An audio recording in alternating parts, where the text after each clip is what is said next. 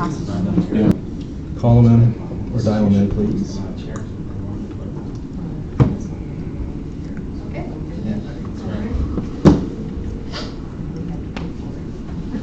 Okay, Ray, that's Maria. I'm going to put you on speaker with We are live whenever you're ready.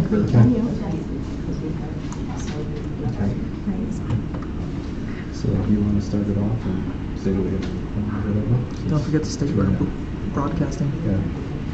All right, 6:30 here. We'll get started. Yep, we'll call the meeting to order. Based on for the annual meeting, we have not reached quorum. We don't have the 25% required for the annual meeting, so there's no quorum for the annual meeting. Okay. With that, that was our proposed agenda for the annual meeting. We'll move into the board organizational meeting. Simple. We have to elect the president, the VP, treasurer, and secretary. We'll open the floor, the board, for nominations.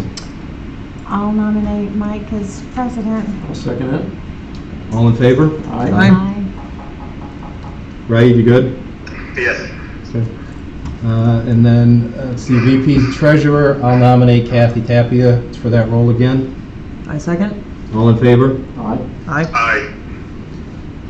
And secretary, I'll nominate Mr. Air Conditioning over there right now, Ray Delani, for that still. Looking forward to having you get here after you get that done. I'll second it. All in favor? Aye. Okay. So that takes care of that business. So from there, move to the Board of Directors meeting. From an agenda perspective, we do have a quorum of the board members, 4 in person, 1 on the phone. Proof of notice, this was sent out via our normal cadence and process, so that's taken care of. Maria did send out, or gave me the minutes that I sent out with our board package here for the January 16th meeting. At this point, I did not see anything to change on them or to update, so if there's no issue, I'll make the motion to waive the reading of the January meeting minutes and approve as presented. I'll second. All in favor? Aye. Aye. Aye. Okay. From here, we'll move to status reports. Our continuing business, we have an update on our process and policy optimization, the 2026 items, and then new business, we have the covenant violation reporting we had talked about in the January meeting, and then the homeowner forum. So from a status report perspective, from the financials here, had green down the board for month ending in January. Everything was favorable overall. Some of the things to highlight here, when you notice utilities was $5,000 favorable. We did have a double billing issue in December, which was subsequently resolved. So, there is no bill for January basically. So that is now a net zero impact. You will notice the reserve expense is higher than it was last year since we did push through. We raised the overall reserve for the year on that, but all in all, we had $6,800 in net income at the end of the day, so we did push through a good month here to start off 2019 in the right direction.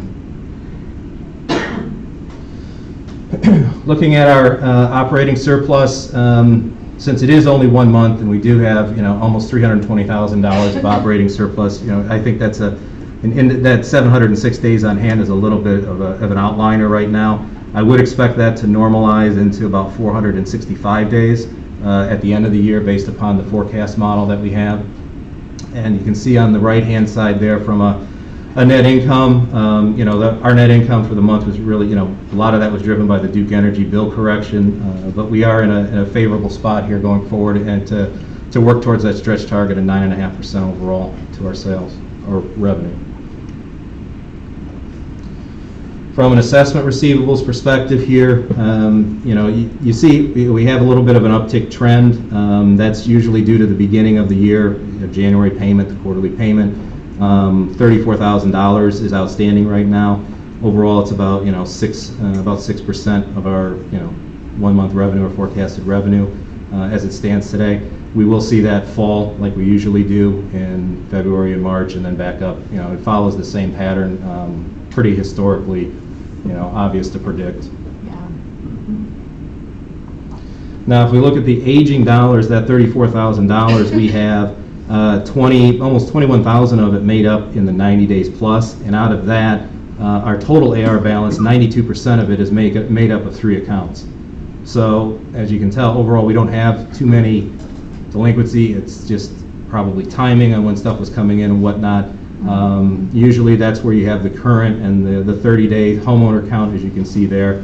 Those will fall dramatically, but the majority, the bulk of that money is located in 3 accounts that I know we have 2 at the attorneys and 1 is about ready to get sent over right now. So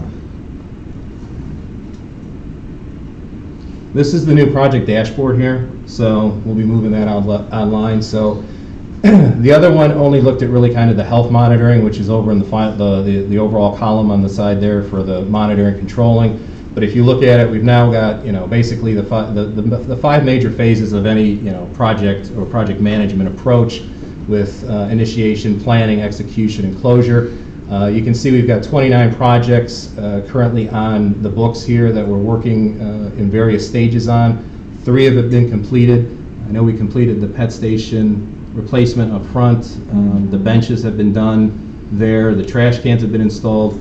On the trash cans, we will be getting different lids. Those aren't the correct lids, but those should be in next week, and then they'll be swapped out at that point.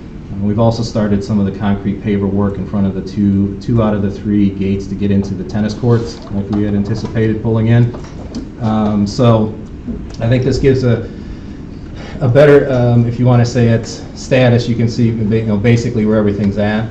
The only thing that we have right now really with issues or at risk was the bike rack, which was a reorder based upon the damaged one that came, and since the one we have coming is a custom item, that's a 6 to 8 week lead time on that, so that's obviously blowing up the plan to have the bike rack in when we thought. But basically, overall, this kind of frames it up, and we'll be moving that out to the website here after this meeting.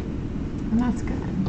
Excuse me, Mike, can we move closer? As you said, you'll be putting it on the website soon? Yeah, it'll be on tonight. Okay. This look. So no. Because we can't see a thing from back here. Yeah. Can we come closer anyway? Yeah, that's fine. Okay. Yeah, no, I wouldn't expect too many people to be able to see that, so that's why it'll be, I'm actually we'll load it onto the website where you can click it and it'll expand. So Okay. you'll have the ability to drill into whatever you want. Thank you. Details. Yep. From an online dashboard here, the website still, continues to gain people logging in. We did increase our online voters, and we did have some new folks move into the community, which have signed up for the email consent. So we continue to push those numbers forward on that. But this is pretty much been the same trend over the last couple of years. We've done this with minor issues with information spiking some of it, but right now I think the website is working, but we'll talk more about that at the IT slide. So if we get into committee status reports, we'll start off with the ARB. Thanks for coming, Mike. Sorry to get you mid-bite there. Don't worry. We did actually have a meeting last Friday. We had 3 ARBs to adjudicate. 2 were approved. 1 was denied. The one that was denied was a request to actually build into the setback, and that has to go to the county. We did forward the package to Sam Carr to review, to provide an assessment as to if the HOA would support the county changing the setback from 50 feet to 31 feet in their case. Okay. I did see that email come through to Sam, so we'll have him work on that. Yep. Did you hear back from the homeowner? I think was it the architect or the? They actually attended. Oh. A very, very pleasant discussion. He understood. He understood we could not approve it in the setback. What he wanted to confirm is it does have to go in front of the county commission. Mm-hmm. It's a 50-50, and so he was looking that the HOA would generate a letter to say that we had no objection to the change in setback. Okay. And did you sent that, right? I Oh, didn't yeah. see it publicly. No, I'm waiting for Sam. Oh, Carr. Sam, okay, I gotcha. don't want to do anything and then we'll forward it Yeah, to the good point. board to make the final vote done. Anything else? That's it. Okay, and we'll cover I got your input on the AR, or the covenant violation item. So that's in the later slides under new business, so we can talk through that when we get there. Okay. Social committee, don't have anything for you, Nick, unless you have anything that I did not capture. We're just brainstorming some ideas for fall and summer events. So I'll probably be sending out an email to you guys shortly on what we could or could not do. But that's about it. Information technology. I know I mentioned this at the last meeting. Leland approached us about potentially looking at moving the website to their in-house IT staff versus the converged services company who manages it currently. I had a conference call with them where they did a demo of some of the added feature functionality that they didn't have at the time when we first launched this. To me, I think there's still a few nagging issues that goes on with the website that I think is from the overall architecture that was done by Converge that we can probably get rid of if we just moved it into their platform and get their in-house people working on it. So they have set up a sandbox that we can play around in, and I'll get people, if you guys, I'm setting up a few things in there, and then you guys can go in and take a look and see what you think. But we should be able to essentially replicate the look, the feel that we have now, and then added functionality that we didn't get like we thought when we were launching this, and get this moved out to, pulled into Leland. Obviously we're not going to be leaving Leland anytime soon, and it just makes more sense for us to be, closer strategically than to have to work through, a third-party vendor with them being the, intermediate hop, relatively speaking, to get things done, tickets or whatnot. So we have a follow-up call, tentatively looking at middle of March with their IT folks, so I'll be pinging everybody to get their input, insights on the sandbox creation, and we can, see what we can do on that. So I know that in terms of cost, it would actually be cheaper on a monthly basis for, the continuing support. In terms of the one-time setup, I'm sure that's not going to be, we didn't pay anything for the first one. I can't imagine we pay it for the second one again. So it's really, it's basically, what do we want to be in a couple of years, and then if we launch a mobile application as an aside to it, and that needs to have connectivity, I'd feel more comfortable if that was at a Leland with their architecture stack than Converge, where I still don't know their architecture stack at this point. Yeah, I mean, I kind of like the idea that, Leland is HOA, so what other HOAs would ask for, we could maybe leverage some of that technology into ours if we wanted to as well, so, yeah, it's good. So we'll be, I'll get further updates when we have that, but that's, initially where we're looking. So hopefully we'll have for the March meeting, we'll have the full proposal, and we can look at timeline and all that, and kind of the overall, what tasks need to be done when and how. So. Infrastructure and access control, catch up on this. From an infrastructure perspective, we approved the tennis court fence replacement, so that contract has been signed, and we're waiting on the vendor start date when we can launch that. I mentioned earlier we had the new pet station and 2 trash cans replaced yesterday. We started the tennis court gate pads yesterday also. We should have some vendor quotes back on, we have apron grinding. We have some spots, driveway aprons that'll be ground, much like we did on the sidewalks, as well as we've got 4 or 5 curb replacements that we need to, where the water is pooling excessively across the community. So those will be taken care of at basically as a joint project there. We've got 3 pine trees up in the front recreation area that are showing signs of decline and need to be removed. There's also some stumps up there that we probably are just going to stump grind, that from where the pine trees we've already Yeah, I noticed them. We'll just have them do it all at the same time and take it down, because again I don't foresee those pine trees.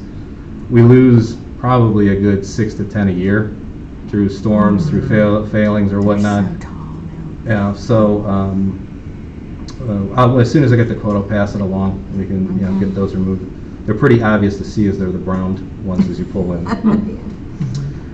From access control, I'll mention these, and Nick, you can augment what I have to say on this. But we have a new guard, Lewis, that started, I want to say last week or the week before. So I know we were a guard down, and we were basically running, Carmelo and Angela and Alan, to excessive, hours. So we do have somebody in there who seems to be, from what Alan told me last night, he seems to be doing all right. It's still some stuff to tweak, but, He's picking it up, yeah. Yeah, so hopefully we can get some semblance of stability there. Yeah. We did get the temporary vehicle decals in, so we'll be working to get those sent out here directly. So those will be for the 2019 on them.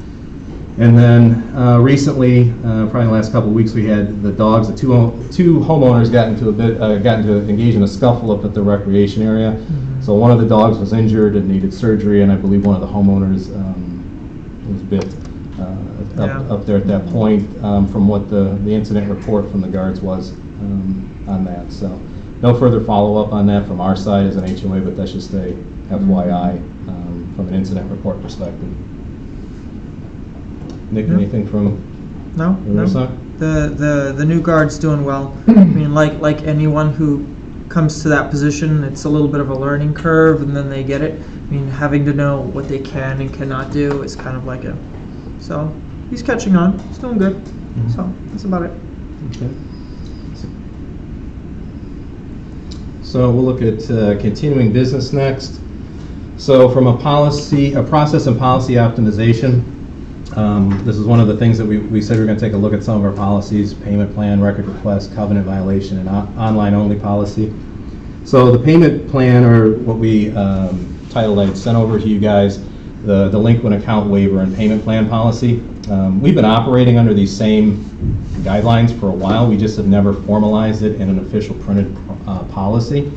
So we had Tom review the draft, made the updates, and that's what I sent over to you guys. So was there any feedback on that? I mean, it's pretty much the same.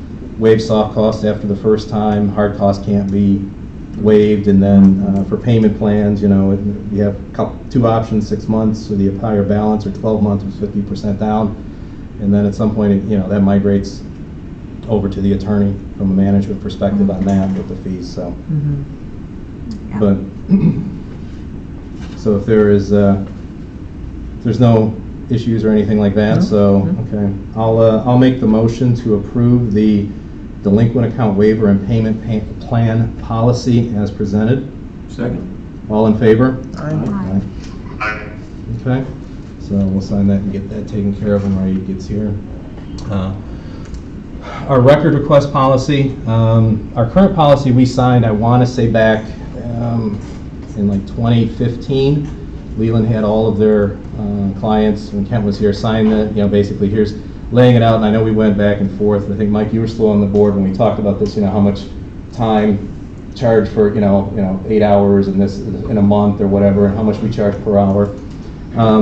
Considering we have all of basically every document for Turtle Creek is now online and available to any homeowner, Tom went in and took a look at the state statutes and see, if we could reconfigure the policy to initially direct everyone to the website as number one option, and if necessary, if there's something not out there, then you would follow the normal process of a certified letter and whatnot, and you have the 10 days to fulfill it. So I did send that across to you, but that requires a 14-day notice, so that's something we will have to send out, and we can approve at the March meetings on that. And then we can work with the printing. Yes? I have one question. I don't know how this happened, but the last time I tried to post the meeting for Avalon, I was told I couldn't do it and I could not find any paperwork on file. Alan couldn't find the paperwork for me. So we posted it at the pool, but we also posted it on the inside. And the note was taken down without even here's our new policy, sorry I have to take this down. It was just down. That, I find that very terrible. It's just, all we do is post, here's a meeting. Why does this have to get okayed now? This is the records request. No, this is the posting, the exit gate posting, which we automated on the e-form. But it's separate from the records request. But I didn't have access to the form. Alan couldn't even find the access to the form for me. He said, well, I'll put this here temporarily and then we'll see how we can work it out. And instead, the note was taken down. Avalon was not notified. It's just our notice for our meeting. What is the problem? Well, there shouldn't be a problem because the form is out there. But we were not told there was a form. We mentioned it in the last meeting that the e-form was getting released out there. We did. Why? I mean, Why Mike do you used it for have- ARB. Why do you have to approve that we're posting our meeting? It's our board, same as yours. We've always had something in place on that. We had a sheet you had to fill out, a physical sheet that Kent put together years before that basically I've been asks the posting same minutes. information. I've been posting the meetings for 2 years. All I did was send an email to the Turtle Creek Guard, or printed it up myself and took it down there, and now all of a sudden, it's an issue. This is wrong. It's not really an issue. You just input the form, it gets approved and then pushed down to the guard. Why do you have to approve it? Because we've done it in the past. Well, that who else is No. gonna post besides us in Turtle Creek? We And have it's just a not, meeting. we have not done this in the past. I've been on the board for 6 years. The last 2 years, I've been posting the minutes because Leland forgot. So Kent asked me to do it. So I've been doing this since Kent, and you know I've been doing it. You were on the board. Now, all of a sudden, I have to get your permission to post the Avalon meeting? Wrong. Well, We it's have- a Turtle we Creek have resource paid for that doing board. that though. So, We're residents here. Just like all of us are. Yes, Yeah. absolutely. So, And it's something we put in place, and it's a guideline that we put in place to manage the board. So we have an actual paper trail of what's getting put in, when it's getting requested, because we've had issues in the past where things haven't been posted on time, they've been taken down. This resolves that issue, So essentially. why did you And take down our notice without I didn't even- personally take it down. Oh, who did Somebody that? took it down. Alan let us put it into the small board on the entrance side. On what He said- date? I mean, Plenty of time, like 4 days before the meeting. no, what date? Because the last one came across with the form. That was Because we recent. ran into the issue before then. And Alan said, now actually, this was at a time when we were dealing with the death of a close family member. But we had to stop everything, spent an hour trying to find this form. Wasn't there Alan then. couldn't even find it, because he said, let me try and help you. Because nothing in Avalon, nobody knew about it. And you know we come to the meetings. I would have known. We were not notified, the sign was taken down, and then people tried to crash the meeting because they said there was no notice. Out and out live. If we hadn't put it in the pool, then it wouldn't have been the 48 hours, which Mike came in screaming, where's the 48-hour notice? Was it up? It was up until somebody took it off the box, the little box. Courtesy And of then a you're trying phone to- call, an email would have perhaps solved the whole issue, but no, it was taken down. Then we were the bad people, like, oh, we did something wrong by posting a meeting. This is not proper. A communication would have made a big, big difference. It's not like you got residents trying to put cars for sale up there. It's just us in the meeting and you guys in the meeting. What's but the that's big not deal? Whether true, it's because ARB we've or a had regular requests meeting. from other homeowners to post up there, so, Yeah, we It's have. not true, We we just had have. them want to come in. yes. So you want people can put a car for sale up there then? That's what you're No, saying? didn't say that. Well, What are you saying? We've had. I'm saying that there's a form out there, fill it out, submit it, and then it goes to Maria and I. And most likely, Maria's gonna send it on to the guard and have them do it, and it's probably gonna be Alan who has to do it. So on don't you that. think the courtesy of an email? I didn't know that was taken down. So, I'm sorry if it got taken down, but again, if the guard took it down or someone else took it down, we've had that happen before too. And we've had to scramble on that, we've even had to cancel a Turtle Creek meeting, just because we did not have, something got taken down by a guard mistakenly. And that's why I post the meetings, because to make sure that that doesn't happen. But I'm just saying, was not notified ahead of time, the courtesy of a phone call and email saying, here, email me the form. I mean, I'm fine, I would have dealt with that. So where is the form? On On- land management? Turtle Creek website under e-form, you'll see forms or e-forms, and you'll see exit gate message request, something like, it'll have exit gate in it. and then it asks you for when you need to post it. It's the same thing that was on the Excel sheet that Kent created 6-7 years ago. So if you drag your feet approving it, then somebody could say you didn't have it up in time. If you didn't want us to have the meeting, we have to wait for you to say okey dokey. Well, that's why you have two people looking at it. Who's the other person? Maria is a community manager. Because again, these always used to go to Kent anyways. Whenever I posted a Turtle Creek meeting, it went to Kent, and he worked with the gatehouse to do it. That wasn't true. He said he couldn't keep up with her, and he asked Kathy to do it. She volunteered to make sure she's gonna have it up on time as a board member. And this first meeting that, like she said, that form was not online, because Alan couldn't find it. He looked too. That's why he volunteered to let us put the printed one up in the small box, which disappeared. Well, in any event, the form is up and is being used. Things are coming across. There's been no delay in any kind of approval. Mike's used it for ARB. But It goes right to, we have the chain, We when it was found this out submitted, the hard way when it now. was gonna go in, and when it gets posted. So now you have the entire trail, so there's no issues on somebody saying it didn't get posted on time or whatnot. So that e-form is out there, it's available to anyone. So if any of your committees wanna meet, they can go out there and put it in. If whatever board member you want, it can go out there and put it in, and then it will get posted. But my question is, why do we have to go through Leland to have it a couple days later that we're getting, okay, now we can put it up? Why are we even doing Because we're established the guidelines to do that. that? Well, we do in Avalon, have established. And as basically the overseers of the common property of the association, we put this into place because we had issues, and I think I mentioned it before, where stuff has been taken down or something's gotten lost. Now we have a complete trail of this. So it goes in, it's recognized as, yes, this is good, approved, post. The fact is, you mentioned it at a previous meeting. You didn't send the board an email stating this is what you have to do from now on. Right or wrong?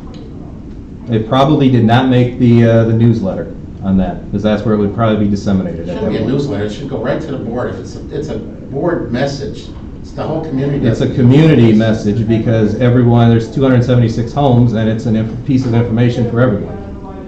It's a primary board issue, they should have been notified by email, not a newsletter. Simple courtesy, that's all. Yeah. Okay, moving on from that. Covenant violation policy. We did have in the January newsletter, we laid out basically the process around our covenant violations, the first notice, second notice, third notice, legal action. And in talking with Tom here and looking at the covenants, there is language within our covenants that, from an ARB application perspective, I know this hasn't been done really in the past, but all ARBs, regardless of community or anything, need to have a Turtle Creek application come in. So we're going to have to communicate, and Mike, we're going to have, to work with you guys, because Avalon residents will have to put in a Turtle Creek ARB application as well as an Avalon ARB application. Yes. So, okay, I live in Avalon, so how long is it going to take me to get something approved? What's your average time, Mike? A week? We meet every Friday? standing meeting Why are every we Friday going at for noon. you? This is something new now? No, this was in the documents previously, and Tom, We're going to change it. we had, that discussion, if you want to kind of elucidate on, the conversation, we deep dived our violations and everything. Yeah, sure. So, in addition to your Avalon covenants and restrictions, you also have the coordinated Turtle Creek covenants and restrictions. Within those, it says that every application from every owner goes to Turtle Creek. There's no exception for Avalon homeowners versus. It's never been Never done. been done like that. I'm not saying it has or hasn't been done. I'm saying that if you look at the Turtle Creek documents, that's the requirement. And there's never been a set aside for Avalon versus Water's Edge or Boca Point. Avalon has their own ARB guidelines, they have their own ARB committee. Your document requirement for an ARB application in Avalon is identical to the terminology in Turtle Creek. And so when you look at Turtle Creek, and it covers everything, including Avalon, it's saying every homeowner, without exception, is supposed to submit an application to Turtle Creek. I understand the issue that we already have an Avalon architectural review process, and for whatever reason in the past, both associations haven't passed on or received in Turtle Creek's case, applications from Avalon homeowners. But the fact is, the Turtle Creek documents require that everybody submit an application to Turtle Creek.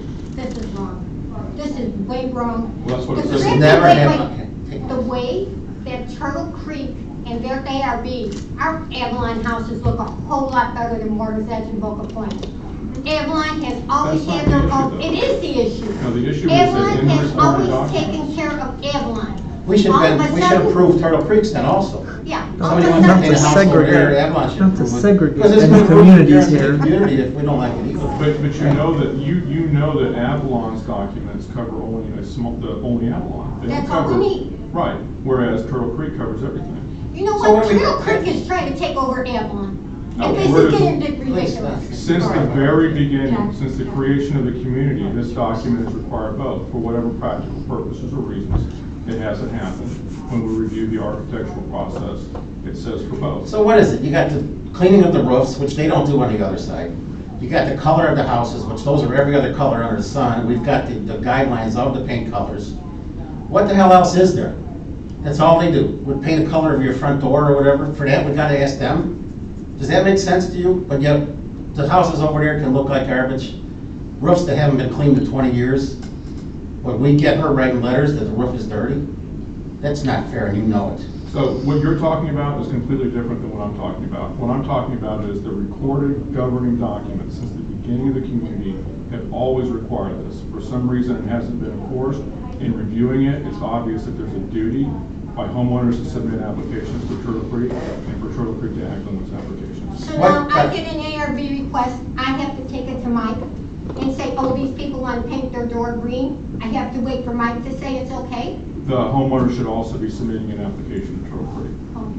We can barely get them to submit it to Avalon. They're never gonna do both. But that's their obligation and has been since the beginning. And so the purpose of this and giving the 14 days notice, is why I What can also document is elaborate. this in the covenants? Yes, it's in your declaration of covenants and restrictions. So as Mike is talking about, he can elaborate, there's gonna be a lot of communication about this to get everybody up to speed to understand what their obligation is. But what if one says yes and the other says no? Who do you go by? So, in that unfortunate circumstance, then we have an issue. Now, if Avalon says no, then Avalon can say, you weren't allowed to do this. Just because Turtle Creek says yes doesn't mean that you have permission, and vice versa. Obviously, the hope is that that never happens. Can I guarantee that that won't happen? But what happens if it does happen? What's the Then course the of answer is no. action? You need both Who? approvals. Mhm. You need both or none. You would have, you would have to have both, and the association that said no, if the owner proceeded anyway, would have the right to enforce their no answer. So if Turtle Creek gets ARB, can we look theirs over? Can Avalon look at Turtle Creek's? Well, you're, We get We're not looking at it. you're no gonna, you don't get to vote on it, but you can look at it. If you want to attend the meetings, you're So- more than welcome. So Does Turtle that Creek make can more vote on difference than Avalon, groups? but Avalon can't vote on Turtle Creek. But you know why, right? Yeah, because Adolf Hitler is running the community.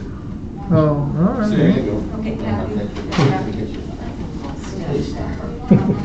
Yeah, that's, It's just all bullshit, you know it. see, that's, we can there's just no continue. excuse for that. Yeah, That's I mean, that's All you do is sit there and ridiculous. neck and have one thing after another. Okay, you know what? To Avalon. Please, okay. That's enough, that's enough. For sake of time, we're going to move on. Yes. We As can long as we're approach, talking we about can, one item at a time. we can instead of approach waiting till this the end. at the homeowners at the end. Let's just keep proceeding so we can get through the meeting. The interesting thing is that there are people in this room that live in Avalon and are on the Turtle Creek board. And I don't understand that life of it because their thinking is quite different. We completely understand. Let's keep proceeding in sake of time. The other component of this, the violation policy is, and Mike, I'm glad you're here because I needed to ask you this. When we came up with, there was a letter that got sent out back in the John Rex days that kind of laid out that component. Did we have official, I mean, was that officially documented and approved, or is that something we're gonna, I mean, that was something that came up, but was there any policy written around it? Because we probably want to formalize it at that point, as part of this? I would say that was a letter probably generated by the board, reviewed by the board, but it needs to be updated and cleaned up Okay. before it goes out again. And it probably does need a policy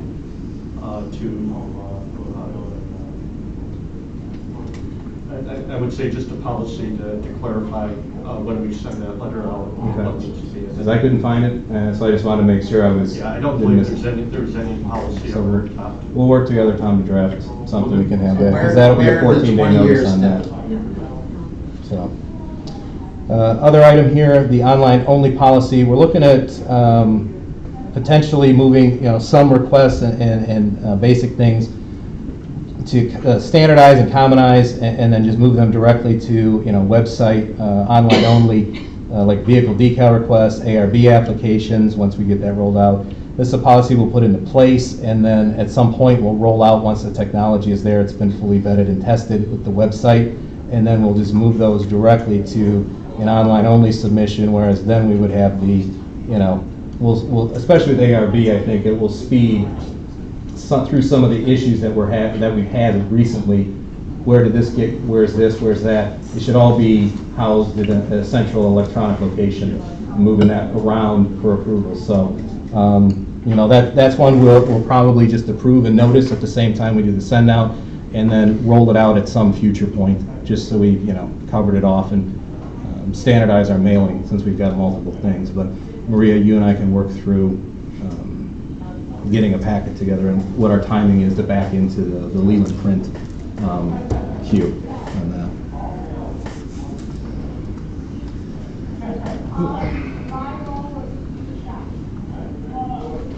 that. Next item here, I mentioned this. We have the recreation area improvements of the tennis court. That contract has been signed. Bike rack orders processed, seating upgrade. The installation is scheduled. It's supposed to be delivered tomorrow, so the installation will happen early next week, barring any issues around weather or whatnot. The solar charging station, I did an update to the RFQ. We got more information on that and resent it to some vendors, so that'll be coming back and we can take a look at. That's not one of those mission critical items. It's on the secondary track and the paver program. We will have the updated website tomorrow sent in and I'll forward it on to the board for your comments and review, but that should be then tied up. One thing I did want to mention that we added here to the status note update is we did have the suggestion for a dog park to be added to the front area. I know from a feasibility perspective, I talked to Tom about this from a legal avenue. It's no real showstoppers. I think the insurance agent, I called and talked with Ed Jones. It's more just about increasing our policy coverage, a couple of different riders and whatnot. You're probably looking at about an extra $1,000 a year for full end-to-end coverage.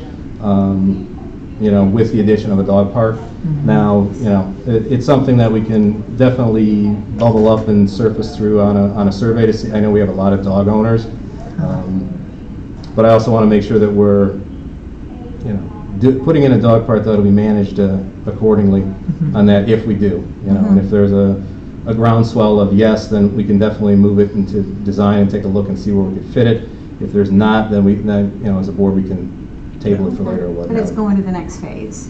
Yeah, we'll go we'll get community sentiment on it, on a dog Yeah, we need to get a little bit of research from the community, see how they respond. From my perspective, I just want to make sure we didn't have any showstoppers from a legal or insurance perspective, and that. Yeah. And obviously, I think we all know a lot of places that have dog parks, so it wouldn't be an issue. But I just wanted to make sure we had the documented artifacts that that would work. So. So the next item we will go to, if it catches up, new business. So last month I know we committed to looking at, how do we better manage and address the covenant violations throughout the community. So I've worked with Maria and Leland. We've got now data around all covenant violations from 2008 through January of 2019. I'll show the reports here, but we will do these and review them on a monthly basis by the board, share them with obviously the ARB, take a look at, Maria can take a look at it also because you're writing our violations. So We will also get these charts loaded out to the Turtle Creek website. I don't know if we want to put it on the same tab, or I might just create a separate tab just for these so we can load them out monthly so people can see where the trending is. And we'll also add it as part of the monthly newsletter starting up here in February. We'll have that in there. So if we look at the first slide here, this looks at all covenant violations by category from 2008 through January 2019. So in these basically 12 years, we've had 1,531 violation notices sent, and that comprises first, second, third, or final notice, and then legal action notices also. Basically, 60% of all of our violation has either been landscaping or home exterior violations, as it was coded. Trash containers was up there. Mailbox issues, I saw those were a spike in 1 year. I think that became a real focus. It looked like there was a lot of mailbox items that were processed in one specific year. And then there's just small ones there, but it's definitely the landscaping and home exterior that has been garnering the most over the last 12 years. So now this is a little bit skewed because this only has 1 month's worth of data in it. So if you look at our major categories here across the bottom, in the gray is what we've had year to date through the month of January. So home exterior and landscaping are the two largest there. Mailbox issues, structures on equipment on lot, vehicles and parking, and then one architectural control. Anything that says architectural control is usually somebody has put something in and has been noticed, and it's they never put in an ARB application, so a violation notice gets sent under architectural control. So basically if we chart out our run rate, do a 1+11 forecast, which isn't extremely accurate, you're going to see you see we're going to have a lot of home exterior and landscaping, and the trend line in green there is from the last 2008 through 19 average. So this will more normalize once we get further into the year. I think once you get more data, you'll see if the trend continues around landscaping and home exterior being the leaders, or if it starts to tail off at that point. Now, if we look at this here, we've had 50 violation issued through January 2019, with only 15 or 30% of them still open. So you've had 70% of them closed in the after basically a first notice. So you've got 5 at first notice status, 9 at second notice, and 1 at final notice, which will then be processed and moved over to a legal notice or legal action to be taken. If you look at kind of the funnel on the bottom left there, that's all of our notices for the 12-year period. First notice, and then you can see second notice. We don't have too many go to the legal notice, 68 out of 1,531. So most of them seem to get first, second notice, and they gets resolved. But it's definitely something we want to take a look at as we kind of make sure we get things resolved within that first, second notice, and close them out before we have to do final notice or then legal notice, and then incur legal dollars around that whole process there.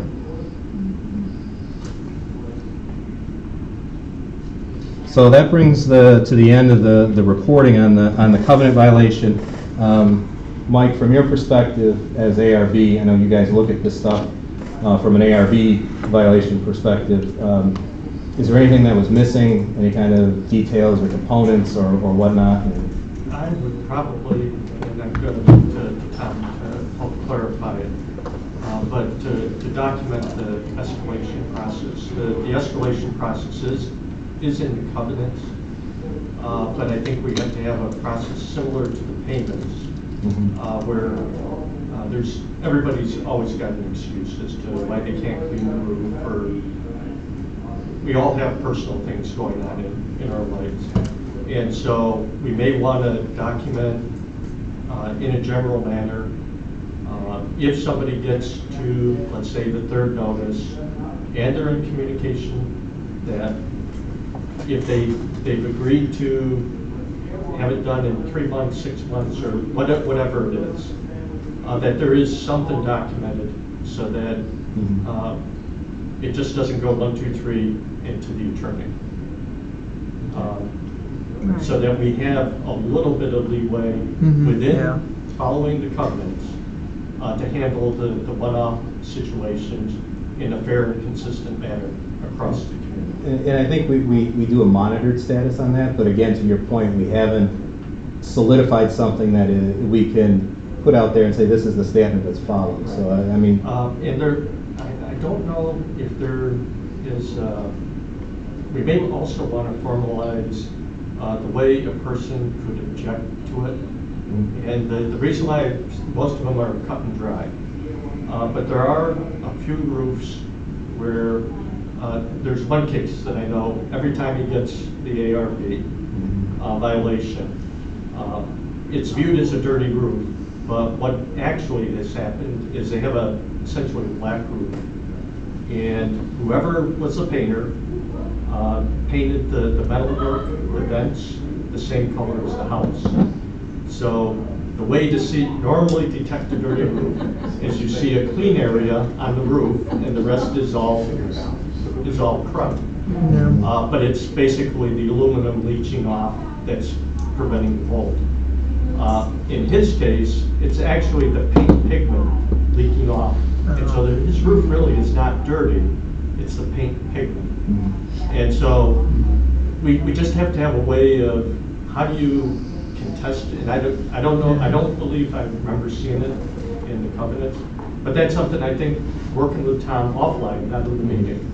But some of these one-off cases where we can just document in a policy, this is our process to address this, so there isn't this feeling that one homeowner is getting special treatment that everybody else is not also providing. Yeah. Does that sound reasonable? Do you think, have you seen that before, Tom? Oh, yeah. You take into account facts that are different from one homeowner to the other one, and your practice has been to be careful before you send anything over to me. And so I would expect that if we just put in writing some of the factors that we've always taken into consideration, just as common sense, makes it easier to explain to homeowners when naturally, and this is a pretty natural reaction, somebody gets the violation letter, they look out and they have a complaint about their neighbor, and they wonder if they're the only one that ever got the letter. All right, thanks, Mike, for that perspective on that.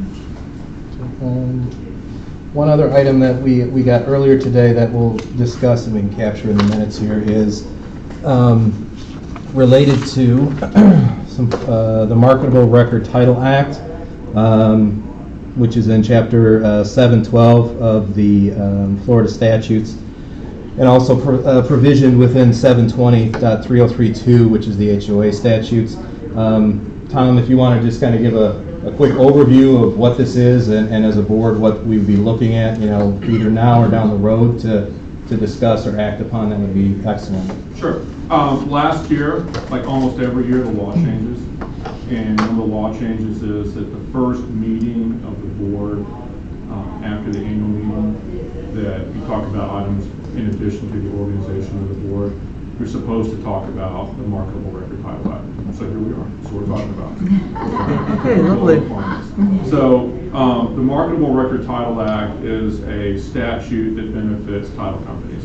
And what it says is that when you're looking at encumbrances and restrictions recorded in the public records of the county, the title company only has to go back 30 years. Now, it's not a problem for condominiums, because if you look at a condominium deed, it references the declaration of condominium deed. If you look at your homeowners association deed, the deed that you got for your homes, it doesn't reference the declaration, the official records book, and the page number. And so that means if your documents are more than 30 years old, the title company may not go all the way back to when it was originally recorded. It doesn't get reported to the new owner. And even though there's some disclosure requirements from the seller to the buyer saying, hey, we do have a homeowners association, the way the courts have ruled is if you don't follow the process in Chapter 712 and 720 to file a notice within the first 30 years of the original recording of the declaration, it's possible that your documents will not be enforceable unless you have a big community vote to reinstate them. So the purpose of the statute is to make sure that people talk about it, because a lot of associations suddenly got surprised when they missed the vote. So your documents were recorded in the late 90s. So because of that, you have a number of years, but we're just going to comply with the statute. If at some point you want to look into doing it this year, you can. Or if you want to table it to a later date, you have several more years before you have to worry about it. But we're doing what we're supposed to do, and then we can talk about it next year. Okay. Sounds good. Thank you. Thank you. All right, so we'll just capture that in the minutes, so we've taken care of that. And- We talked about it. Yeah. We talked about it. Yeah.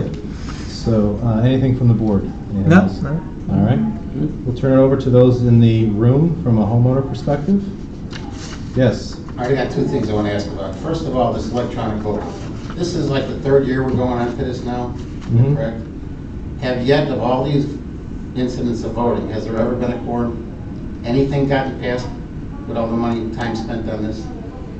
You don't incur any charges if we do not have an election. You so- sent out 2 mailings. What Yeah. it costs $300 in stamps at least, plus whatever Leland's charging.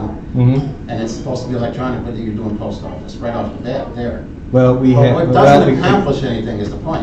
If you let me finish on the process, if you opt in for email, you get you have 158 homes out of 277 that get distributed their notices via email. That's a no charge. That's basically Leland queues it up based upon the flags in the system, hit send, it's done. Those who haven't opted in, then that is costing us printing, mailing, much like any of the other things that have to get sent out from a legal perspective. Have we saved money on this over the years compared to what we were doing on our previous annual meetings? Yes, essentially yes. And we've created a process that is much more predictable and much more reliable than what we had in place before. All right, back to the question. How many elections actually produced an answer? These board members didn't get voted on. It was just they put them in place because you didn't get a quorum, plus you didn't get anybody that wanted the job. One of the reasons being you have to have your name in 40 days ahead of time before the election. Mhm. You can't stand up from the floor. You can't do proxies anymore. Continually doing this electronic, nothing's accomplished with it. Name one vote where it actually passed something. If people, Yes. yeah, and if people want to get involved and want to do it, and historically through, if you look at HOAs in Florida and across most of the country, your associations won't make quorum in a majority of their annual meetings. When they do make quorum, it's because something is completely off the rails and you've got pitchforks and torches out for something. We made it when we had the meetings at the park. When Gloria ran them as a social, we had everybody come, and you had the quorums all the time. You got to interview the candidates face to face, stand up and say you wanted to run, and then people did attend. We had a full house just about every time. And how much that cost us in the last year we did that for people who attended on that was $78 a person that we spent of association money on food, setup, and everything else. Well, You can't tell me that is well invested $78 a person. What did that equate to, about $4,000? No, try about $6,500 in the last year. we had. Every year you're giving this social committee $3,000, $4,000 in these Mhm. budgets, and all we hear about is talking about, you want to shake your head, it's in the budget. What? Yeah. That's the dollar amounts you're showing in the budgets, but all we do is talk about food trucks. Okay. Use that money, let's have a picnic like this again, get the people to come out, mingle, know your neighbor, and get a proper vote. Why not think ahead and do something social instead of nonsense? Why keep We doing this have no every problem year? doing a social, but to put a social with the business of an annual meeting, it should stay separate on that. I mean, you're basically incentivizing people to come out if for no other reason than to get a meal and then vote on something that, probably a fair amount of people were fine either way, but they just came out because of the food. And if we do some social events, then we'll do some social events with the budget we have, but I can't see going back to that level of spend, which can be redirected in other places, for that. We didn't have this lack of quorum when we were doing that system. You just admitted now, you haven't had quorum once for all this electronic voting, for each one, from taking down the sign to everything to this election. And I Not taking the quorum. can't give you a complete answer on that because you don't have anybody that ran. If somebody ran this year, you can get a quorum. Because You don't have to release 40 the days online ahead. voting platform and do that, and you vote, and that's counted towards quorum. But at the same time, if no one's going to step up and run or wants to be a part on the board, then, we didn't have to spend the $750 on online voting, so there's a savings right there. But we've been doing this, and we had the process in place, and so far, there's really no reason for us to change it at this point. You haven't had one election that was successful. That's your reason. We've had completely successful elections. We have 5 board members who are actively serving the best That's good. interests of the community. Because nobody ran against them, they got the job again. Because But- they're doing a good job. Do you expect like Things 20 get people to done run? in I the mean, like, We always had multiple people trying to fill slots. At least more than please just bring them forward. the minimum quantity. All right, I have a second item I want to ask about. Turtle Creek owns the right-of-way trees, the land that they're sitting on, and the streets and curbs, correct? Correct. Where in the covenants does it say that Turtle Creek is not responsible for cleaning up the leaves on the street? They should be either having a raking crew come out, and we're not talking about every week, just during the season now where they're dropping, or get one of those street cleaning trucks. Why is it the homeowner's responsibility in all 3 communities I'm talking about?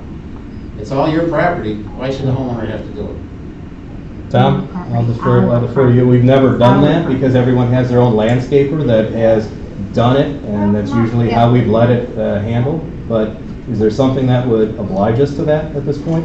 Are you referring to the grass strip between the curb and the sidewalk? That's where the tree sits that drops the leaves onto the street, and the sidewalk also, which is Turtle Creek.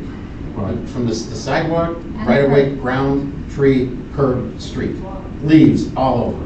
All Turtle Creek property, yet the homeowner bears the responsibility for keeping it clean. It's all Turtle Creek's property, they should bear the brunt of it. Show me in your covenants and all this stuff where it says that the homeowner has to do it. Yeah, just give me a minute. Yeah, and also so the thing to consider though is, you know, like, if we open that can of worms, we've got irrigation, those roots, like already are like hitting my irrigation, that would open up, expose us to a lot if we were gonna take care of Talking that. about cleaning the street. Yeah, the curbs. It would take the leaves out of the sewer. No, I understand that, I'm just saying that That would alleviate that the could smell open coming out up of the to be sewers. even more, right? Now we do the leaves and then now we've got this, right? So I think that we would need to really consider this.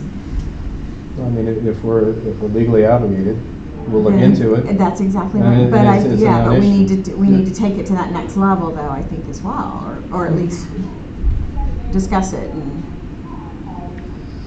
put policy around it, so.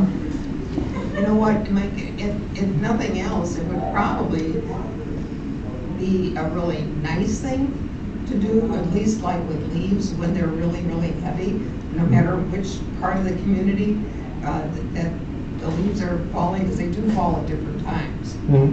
So if there was a way to have that be done, like if it comes out 2 or 3 times a year, then let it be, let it be done. It would be a good way to spend a little bit of money, I think. It would make our community look so much nicer. My landscaper does it, so as part of my, And I know that's what Boca and the Waters people, they use a landscaper. The problem with that is, in the other communities where they hire their own landscapers, his landscaper comes on Monday, this guy next door comes on Wednesday, and you get the plan here. His street's gonna be clean, this one's gonna be filthy, and that's gonna blow over. If you had one company going through once a week, you're gonna start out clean for the whole community, and it's gonna give a much better appearance. yeah, I mean, I think it'd look nice, it's just a lot of money, so we'll have to figure out. We'll just have to do our research into it. Like, we right now don't know the cost. I mean, do you have an idea of what costs would be? I mean, we could Probably look, about, we could research into from what I it. recall, if you're looking at Brightview doing it, 900, so you're probably looking at $2,000. We'll look into I mean, it. would that, do you think maybe it'd be something that homeowners would wanna step up and contribute to? It may never hurt to do some $2,000 research. weekly. Yeah, we wouldn't do it Yeah. every week. We do it every month or so, Yeah. quarterly? Each Quarterly? time, maybe. How often do those things fall? Quarterly? I don't know, I'd have to ask on that, but. I just don't. $100,000 a know. year. Yeah, but, well, we'll let Tom on that, we'll circle back on that, Tom, so you can keep, Okay. obviously looking, just flag me when you got something. Other items from the floor? Okay. Yes. Hi, Maureen Cubers. And I was looking at the year ending December 31st, 2019. And it was They're ending December 2019, we're not there yet. You mean The room 18? rental for this room? Do you mean 18? No, I was just talking about the budget. I The did budget. She said, Uh, she said, yeah. What was the price Price. $720 for the room, for the room? year. This room? 12 meetings, The roof rent? $60 a meeting. The variance on that, there's a $750 on top of that. That's for the online voting platform, because that's where it just got coded. We're probably going to split that out, so the room rental will be $720. It's $720 this year, and it's $720 next year. 12 meetings each year, $60 a meeting. Since this is, or I'm sorry, make this. Yeah, go ahead. I don't know what for you guys up there, but from back here, I mean, it's really hard to hear this person could hear because of all the noise that's going on over there. Yep. Okay. Yeah, That's- we usually don't have anybody on the other side, but then we've got Emerald Forest HOA is over there having their meeting right now, Okay. so. I don't know about Emerald Forest, but once again, we do have for $0 a room available in Avalon. You know, Yeah. and for the money that is spent in rent here, for all the monitors and whatever else, I think that I'm guessing that you know, if that money could be utilized over there at the clubhouse, and would put the meeting in Turtle Creek. An alternate thing would be, you don't need this every month. You keep talking about the same thing every meeting. Cut it in half and do it every other month. Well, but that's a board decision. And you don't have to attend, you're free to not to attend, but the board will meet on a monthly basis to go through what we have to go through. I mean, these are what The same stuff, we don't talk about the same stuff. We have updates on things and go through our usual normal cadence on this. So, but whatever the board's schedule is a board decision to make. Something else that happened, we were at the pool with the painters, and a real estate guy came in with another guy, and we said, oh, what are you, why, you know, we thought he was a painter. And he said, no, I'm a real estate person. We said, oh, where are you looking? Oh, we're just driving around, we like to come and drive around and see what's new. How did you get in? Oh, we just showed the guy at the front our real estate license and he let us in. They were not here to look at any specific house. They were not on anybody's list. And he said, oh, they just let us in whenever they come. Okay. When was the date and the time?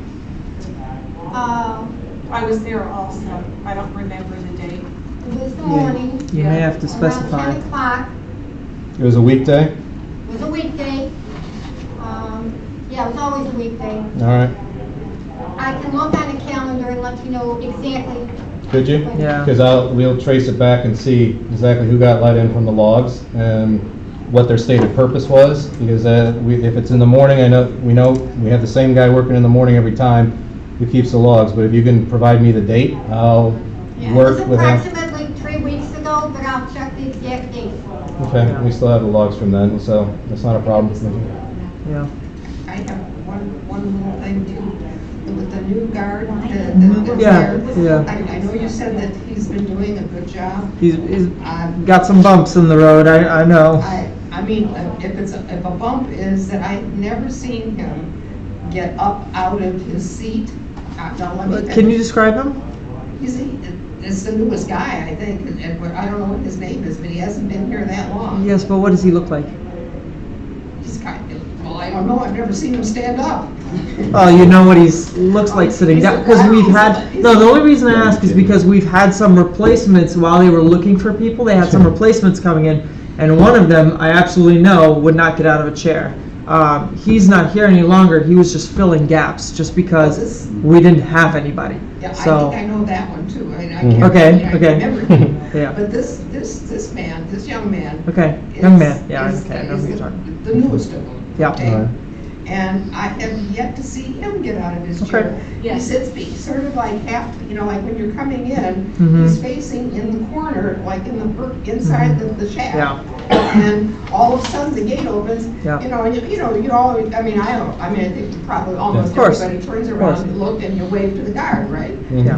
This guy, Yeah. he never gets his head out of the corner, whatever, and he just goes like that, never Yeah. looking to see.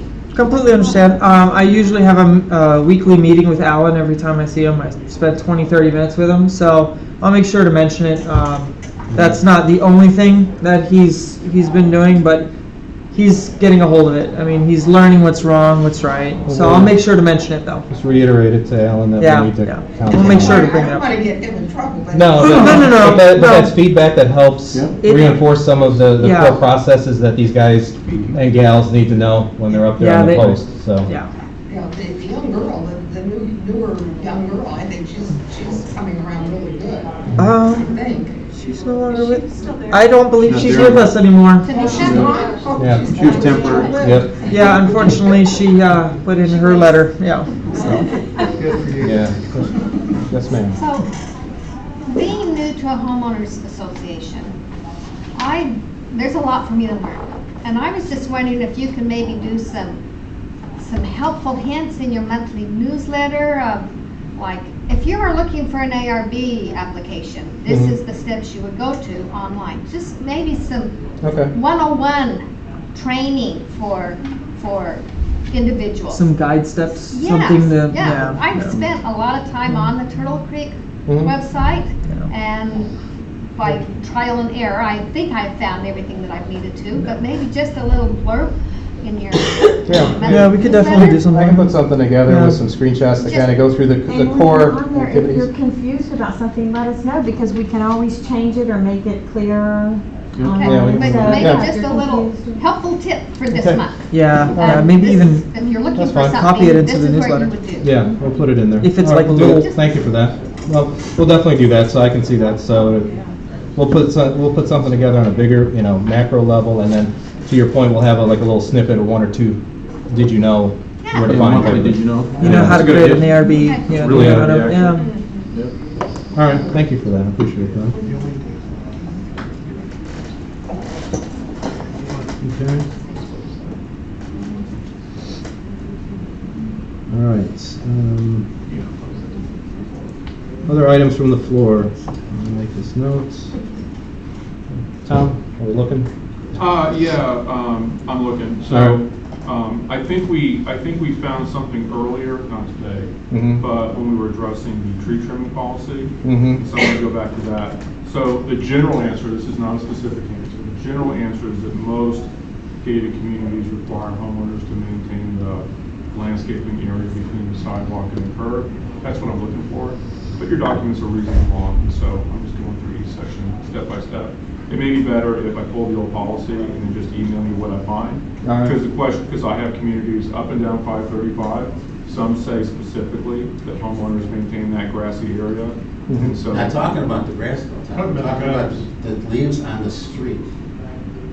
The Oh, I see. sidewalk too would be nice, but it's all that they're accumulating on the street. They're going down in the storm drains. It's creating a Oh, very okay, I'm obnoxious sorry. smell coming out. So when I asked about the landscaping, that's what I was focused on. So you're talking about the tree leaves that fall onto the street, accumulate along the edge of the curb, and then collect They're actually inside on the whole the. street, yeah, but And then it's still collect on the storm. all owned by Turtle Creek, though. Oh, no, that part I know. I know that the association knows. The only question I had was whether or not your documents, like some other.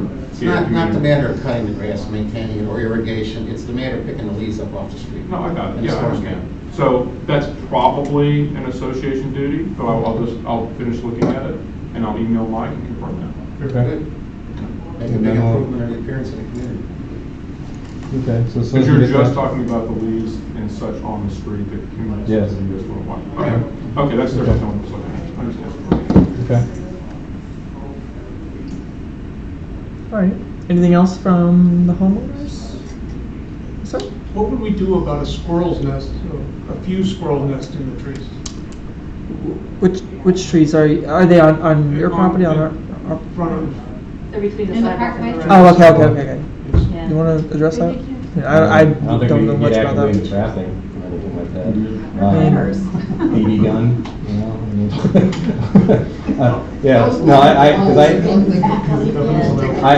because I might be having someone come out to my rear, because I have them in my palm.